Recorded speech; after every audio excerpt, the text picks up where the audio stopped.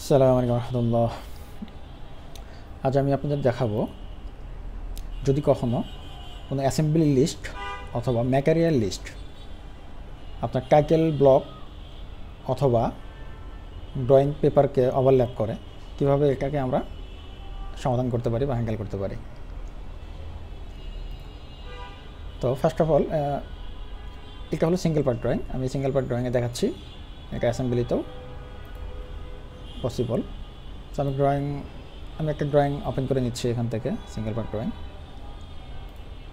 এটা আমি দেখতেছি এটা ওকে, এটা নো প্রবলেম, এটা ঠিক আছে, এখানেও ঠিক আছে, বাট এখানে এসে দেখতেছি এটা আমার ওভারল্যাপ করে ফেলছে। সো এক্ষেত্রে আমি যেটা করতে পারি মাল্টি কলাম, এটা এখন সিঙ্গেল কলামে আছে, আমি চাইলে এটা ডাবল কলাম করতে পারি। ডাবল কলাম করলে আশা করি এটা সমাধান হয়ে যাবে। তো সেক্ষেত্রে আমরা কয়েকভাবে করতে পারি। যদি প্রোগ্রামিং ইউজ না করি, প্রোগ্রামিং বা ফাংশন ইউজ না করি, তাহলে এটার একটা সমাধান হতে পারে যে আমি হয়তো লেআউট আলাদা একটা পেপার বা ড্রয়িং আলাদা একটা মানে লেআউট ইউজ করতে পারি আমি। সেক্ষেত্রে যেটাতে হয়তো আমার দুইটা কলাম সেট করা থাকবে, ঠিক আছে। বাট আমি এর আগে পূর্বের একটা ভিডিওতে বলেছিলাম যে যদি আপনি এরকম মাল্টি লেআউট ইউজ করেন সেক্ষেত্রে হ্যান্ডেল করাটা আসলে একটু ডিফিকাল্ট। তো আমি যদি সিঙ্গেল একটাতে করতে পারি এটা হলো সবচেয়ে বেস্ট হয়। তো আমি যেটা দেখাবো যেটা সিঙ্গেল একটা টাইটেল ব্লকে এগুলো হ্যান্ডেল করা সম্ভব। সেক্ষেত্রে আমি ডিসপ্লেতে ডাবল ক্লিক করছি, ইউজার ডিফাইং অ্যাট্রিবিউটস।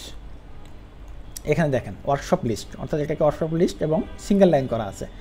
আমি যদি এটাকে ডাবল করি, মডিফাই দেই, ড্রয়িংটাকে রিওপেন করলেই হবে, অথবা যদি রিফ্রেশ করি তাও হবে।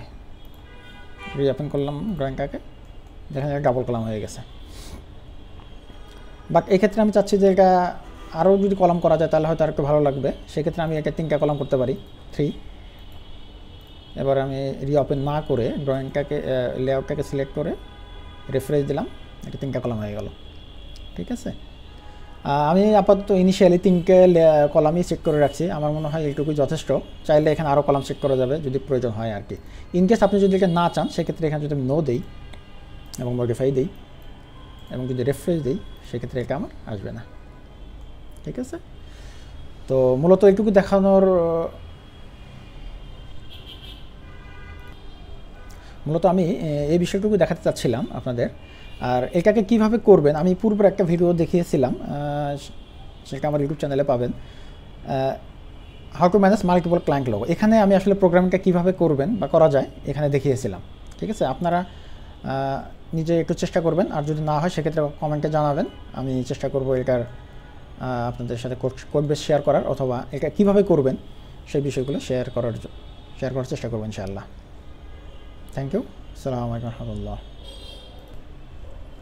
আচ্ছা, এখানে আমি আরেকটা জিনিস বলে রাখি, যেটা আমি চেঞ্জ করলাম এটা কিন্তু শুধু আমার এই পেজেই অ্যাপ্লিকেবল। আমি যদি নেক্সট প্রিভিয়াসে যাই সেক্ষেত্রে কিন্তু এগুলো সব ঠিকঠাক আছে, প্রিভিয়াসে গেলে সব ঠিকঠাক থাকবে,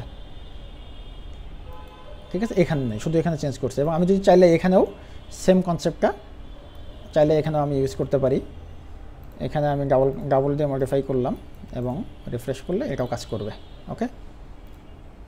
সরি 3, অর্থাৎ একের অধিক কলাম যখন ইউজ করবেন সেক্ষেত্রে ওটা আপনাকে ম্যানুয়ালি ওই পেজেই করলেই হবে, এবং এটার ইফেক্ট কিন্তু অন্য কোথাও পড়বে না। এখানে আমি 3টা কলাম আছে, পরের পেজে যেহেতু এটা আমি অলরেডি অমিট করে দিয়েছিলাম, করে দিয়েছি, এখানে নাই।